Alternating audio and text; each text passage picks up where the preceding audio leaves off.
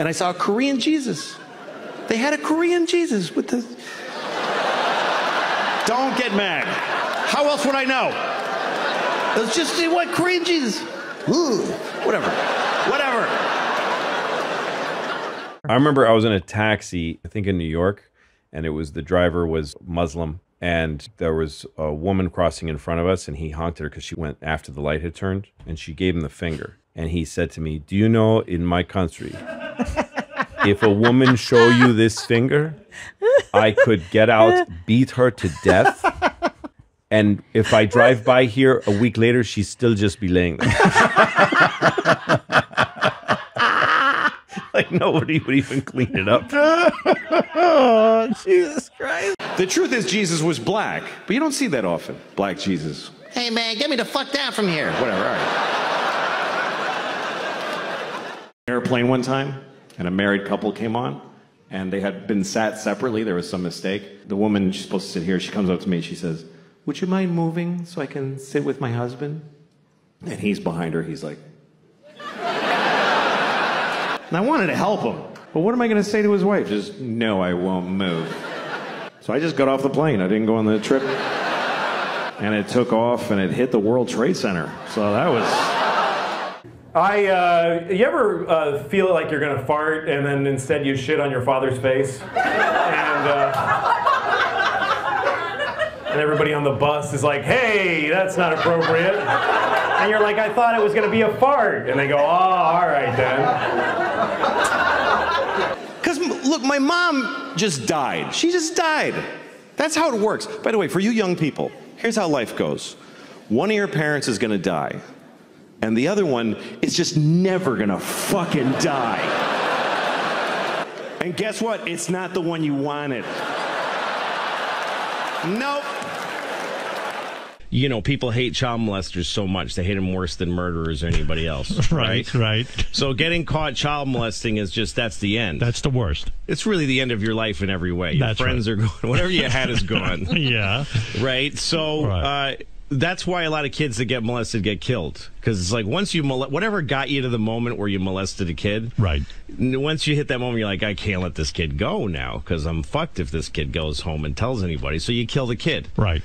So the bit was that if we could hate child molesting a little less, we might get some kids back. Wow, that is a brilliant thought. If somebody could go say to themselves, all right, I molest, somebody could call you and go, hey, I molested your kid. You want him back after soccer? Or do you want me to drop him off after this game? Doesn't he have any allergies I should know about?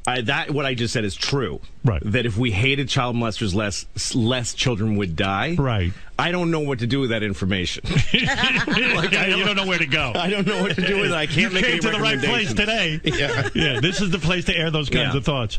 You know, like when you were in school, did you ever have when you were in school, when you were a kid, like fantasies about your parents dying so that you'd be really special in school? Like if your parents got killed, you'd go to school and they'd make an announcement, Joey's parents died today, so everybody, and all the cute girls would come up and go, are you okay? And stuff like that, which would never happen. They just walk up and you go, I'm still not gonna fuck you, you faggot.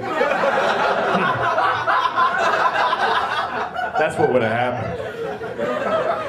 And that would have I would have jerked off to that and had a better time than if I fucked them.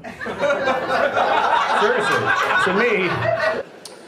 Some Catholics believe that contraception is murder. They think if you wear a condom, if you stop a sperm from getting to an egg, you killed a possible baby.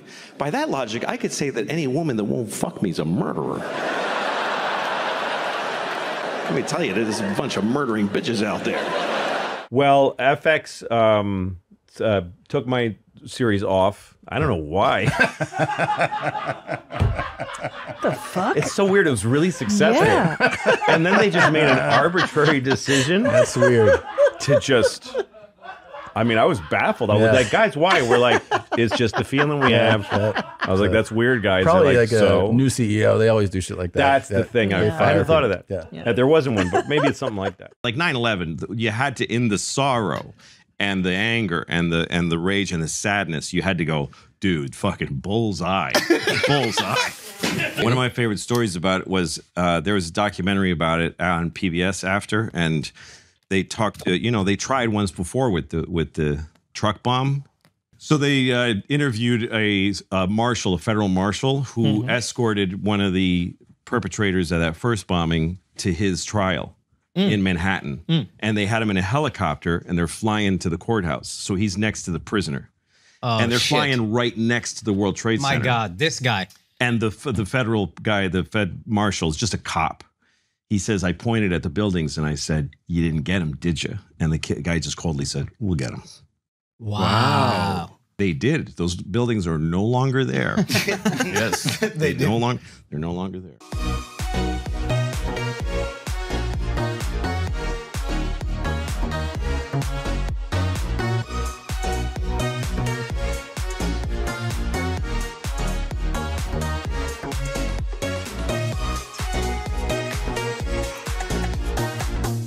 People talk about, like, don't eat dolphins when they're in the tuna. Pick out the dolphins, right? You gotta pick it out, like raisins.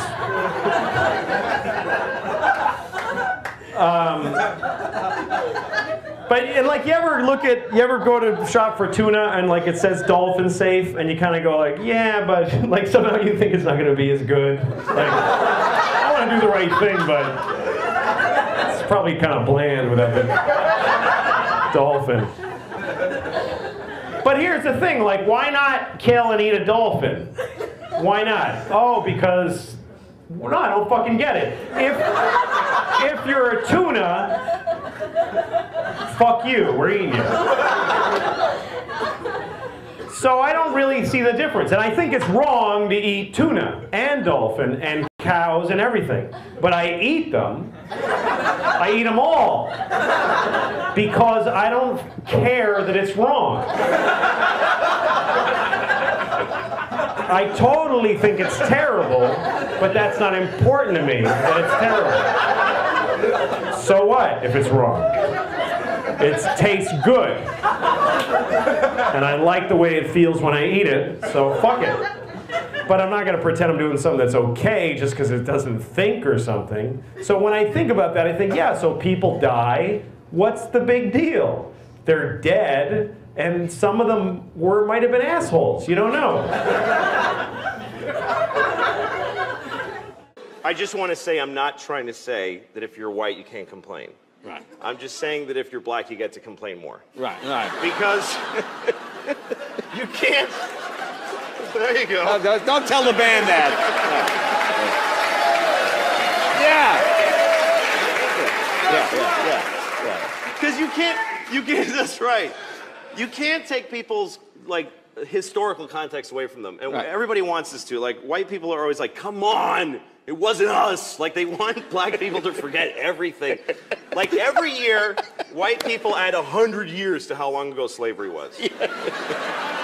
I've heard educated white people say slavery was 400 years ago. No, it very wasn't. It was 140 years ago. That's two 70-year-old ladies living and dying back to back. That's how recently. In the darkness of the night, a flicker starts to glow. A beacon in the shadows, a light that starts to flow. Illuminating pathways where once there was despair. In the depths of obscurity, hope begins to flare. Like a flame in the wind, I ignite from within, casting rays of brilliance, banishing the din. With each step I take, I brighten up the way. In the realm of shadows, I become the day.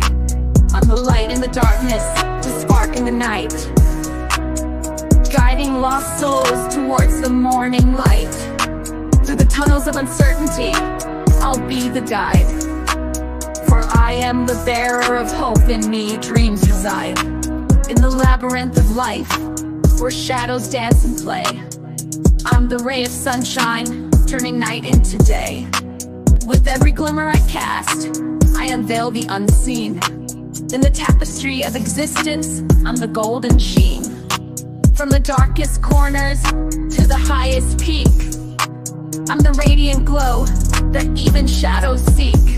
With every flicker, every beam I emit, I dispel the darkness, I never submit.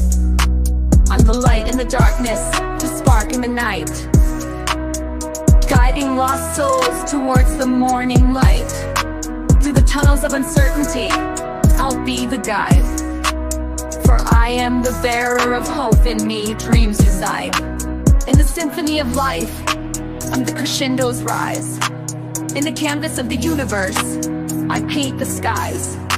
So let the darkness tremble, let the shadows flee. For in the heart of radiance, I'll always be. I'm the light in the darkness, the spark in the night, guiding lost souls towards the morning light. You could buy a guy. That's it. And it's not like slavery ended and then everything has been amazing. Like it just... Oh, glad that's over. Oh yeah, it just ended like a clean where you don't have to wipe. Just boom. And then it's just been parades and presents ever since.